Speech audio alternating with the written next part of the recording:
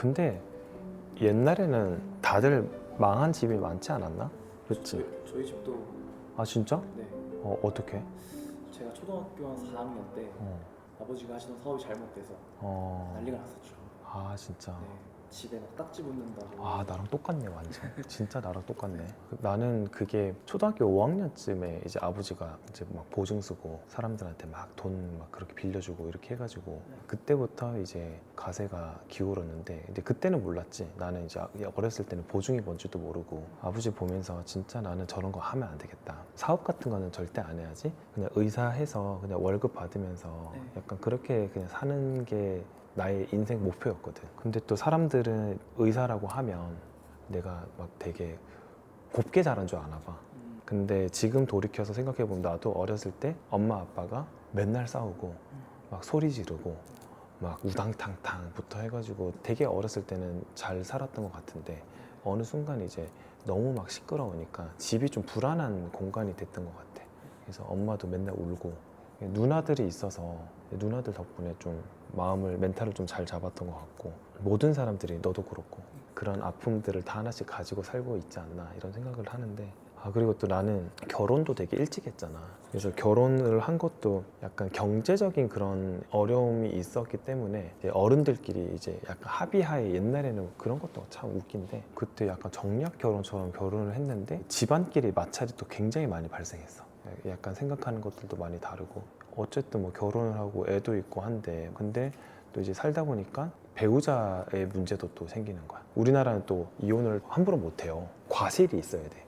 상대방이 뭐 도박을 하거나 집안을 막 망가뜨리거나 바람을 피거나 그런 과실이 있지 않으면 이혼을 못 하는데 어쨌든 그런 것들이 이제 생겨서 결국 21년도에 이혼을 하게 됐지. 벌써 5년 전이구나. 남들이 봤을 때는 의사고 똑똑하고 그랬을 거라고 생각을 하지 나는 내가 스스로 똑똑하다고 생각해 본 적도 없고 되게 어리숙하게 좀 미성숙되게 살아왔던 인생이었던 것 같기도 하고 그래서 30대 중반쯤에 이제 병원을 개원을 했어. 근데 개원을 했는데 사람들이 또 개원하면은 되게 잘 되고 돈 많이 벌고 이렇게 생각을 많이 하잖아. 근데 개원을 하는데도 돈이 되게 많이 들어요. 레이저 비용부터 해가지고 여러 가지 하면은 그때 빚이 그래도 거의 한 20억 정도는 됐던 것 같아.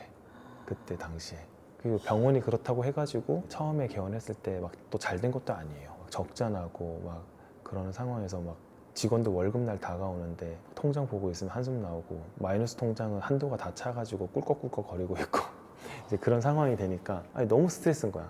내가 왜 인생을 좀 잘못 살았나? 그런 생각들도 많이 했었고 되게 좀 답답했었지. 굉장히 파란만장했던 것 같아. 인생을 되돌아보면은. 그래서 제일 이제 힘들었던 때가 이제 21년도 때 이혼을 하고 이제 면접 교섭을 이제 원래는 해야 되는데 이제 그거를 못했을 때 그때가 또 너무 막 좌괴감에 빠지는 거야. 내가 진짜 전생에 나쁜 짓을 했나?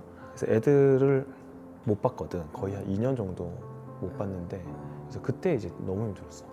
고독하고 우울감도 너무 심했고 이제 그때가 한 22년도, 23년도 이쯤이 되게 인생에서는 거의 뭐 최저점을 찍었던 것 같고 금전적으로도 그때 되게 많이 힘들었고 좀 짜증나는 일들도 되게 많았어. 집 대출을 받는데 집이 공동 명의로 돼 있으니까 내가 대출을 받았어도 그 집의 명의가 상대방이 같이 있기 때문에 대출 연장을 동의를 하지 않으면 그 대출을 갚아야 돼.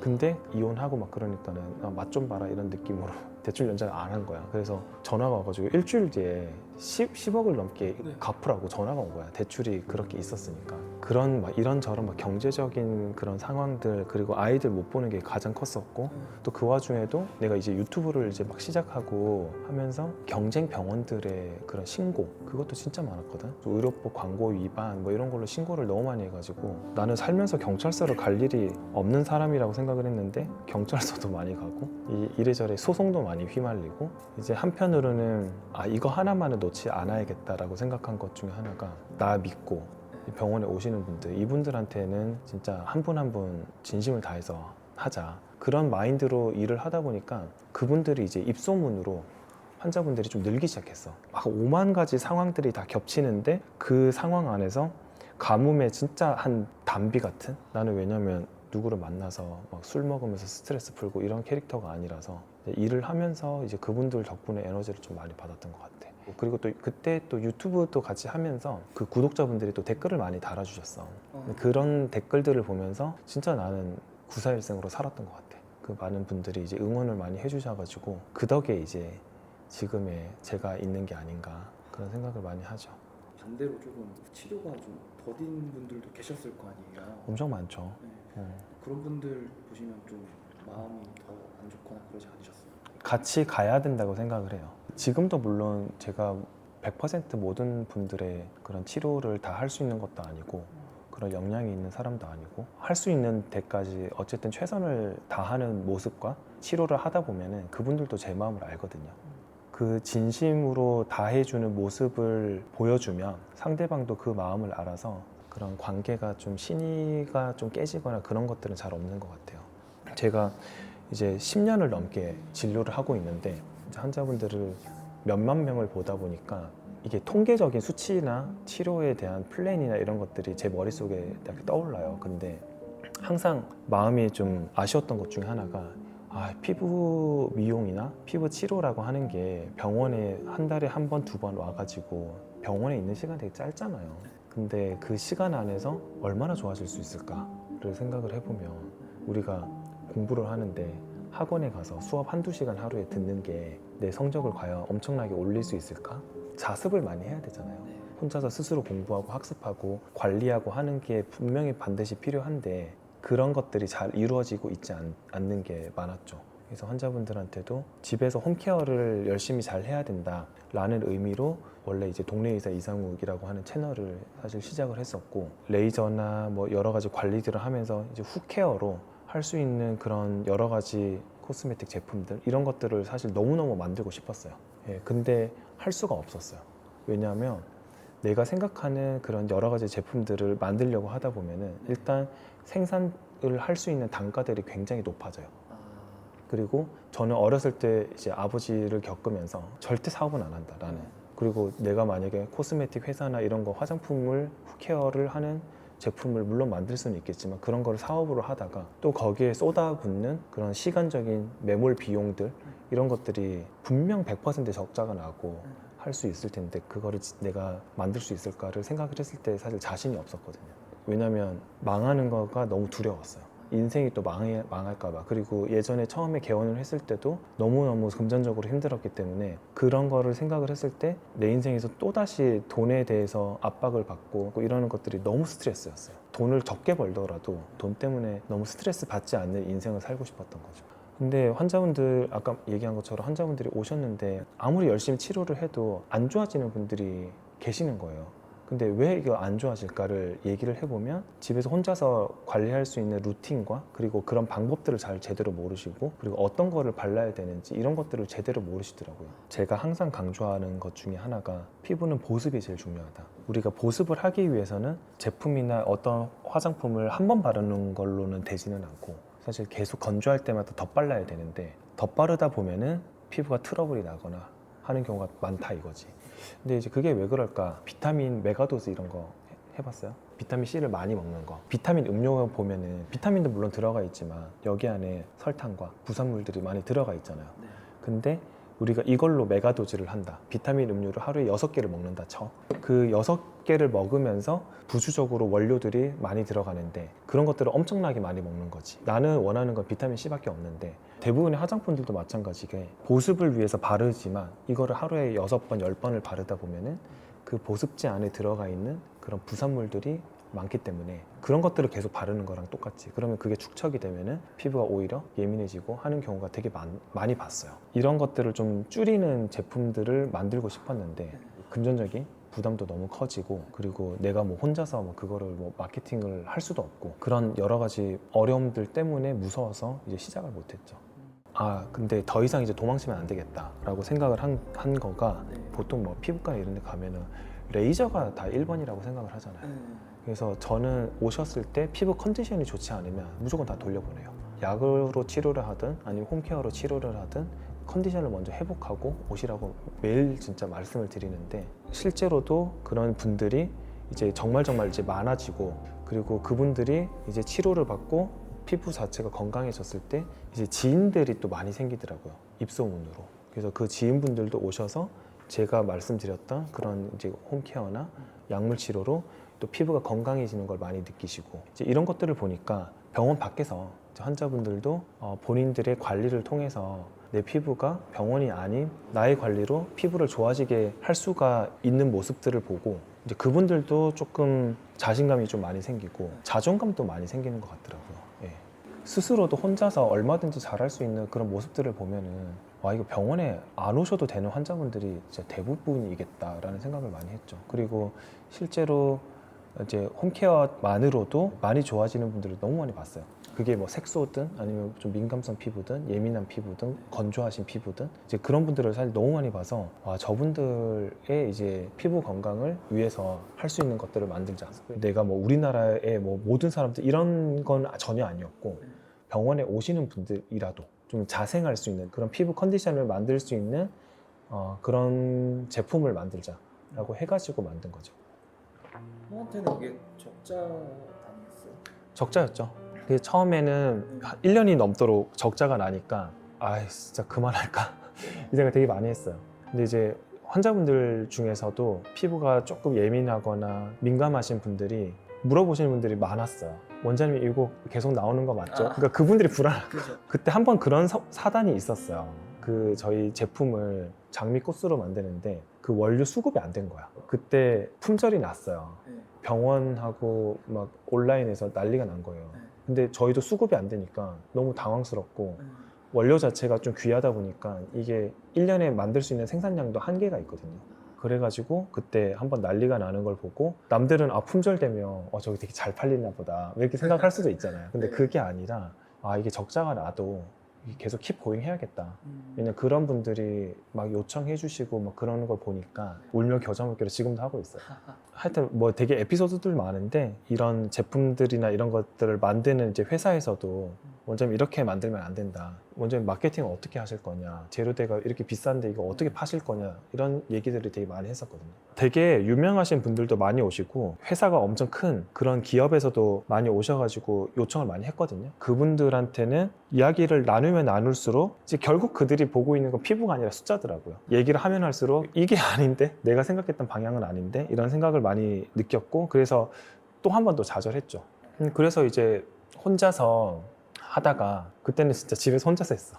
혼자서 하다가 제가 우연히 코스메틱 하시는 연구팀이 있었는데 이제 그분들이 제가 생각했던 그런 방향이랑 너무 비슷해서 함께 해보자 라고 했는데 이제 그분들도 사실 월급도 나가야 되고 혼자서 이제 간해수공 하는 것보다 더 많은 비용들이 지출이 되니까 네. 이제 그것들이 이제 계속 커지니까 그리고 아까 얘기한 것처럼 1년 넘게 적자가 되니까 이게 막 답답한 거야.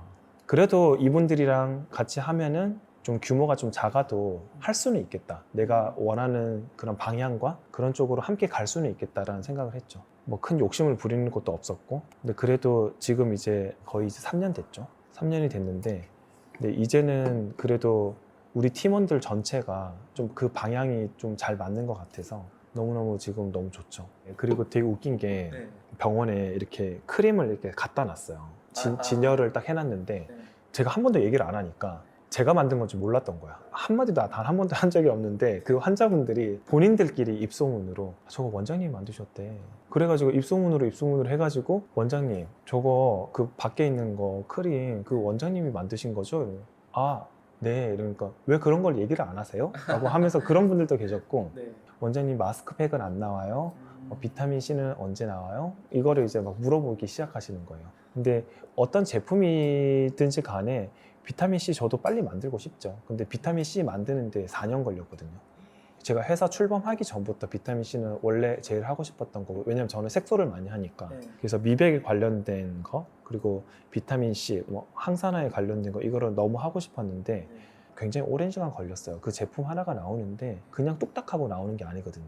그런 것들이 좀 어렵고 그리고 저는 이제 진료를 하면서 이제 환자분들이랑 어떻게 보면은 교류를 하면서 치료 데이터를 쌓아 나가잖아요. 그런 임상 데이터들을 같이 이렇게 학습을 하면서 이렇게 만들다 보니까 좀 시간이 더 걸려요. 그래서 이렇게 했던 모든 과정이 이제 저한테는 이제 시간이 가면 갈수록 확신이 되더라고요.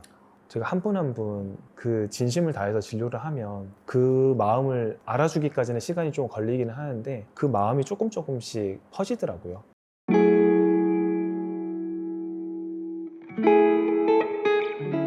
기억에 남는 환자분이 많죠. 엄청 많은데 60대 분이셨고 이제 어머님이셨는데 이제 그분이 이제 말기 유방암 환자 분이셨어요. 그래서 처음에 이제 진료를 보러 오셨을 때 이제 색소 때문에 오셨는데 그 약간 번거지 모자 같은 걸 쓰고 오셨어.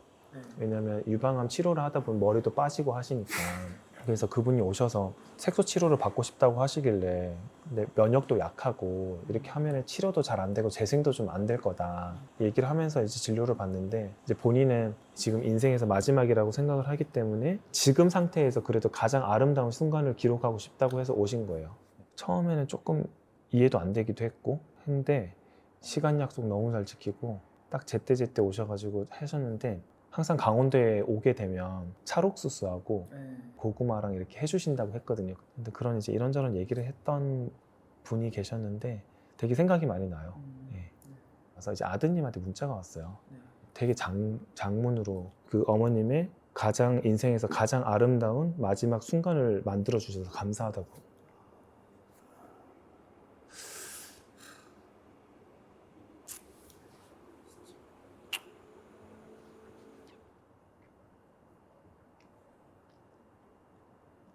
그러니까 제가 볼 때는 그분이 막 엄청 막 뭔가가 좋아지거나 그런 거는 아니라고 생각을 했는데 이제 그분 입장에서는 되게 만족하신 것 같아요.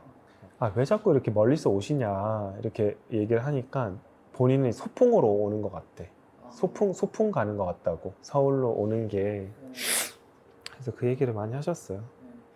되게 아쉽죠. 좀 시간이 조금 됐을 때 한 번씩 생각이 났었거든요. 되게 자주 오시다가 왜 요즘에 왜 안 오시지? 이런 생각이 드니까 컨디션이 좀 안 좋아지셨나? 이런 생각을 하다가도 또 제가 또 막상 연락을 할 수가 없으니까 이제 나중에 그 딱 문자를 받았을 때 되게 충격받았어. 내 거에서 안 하길 잘했어.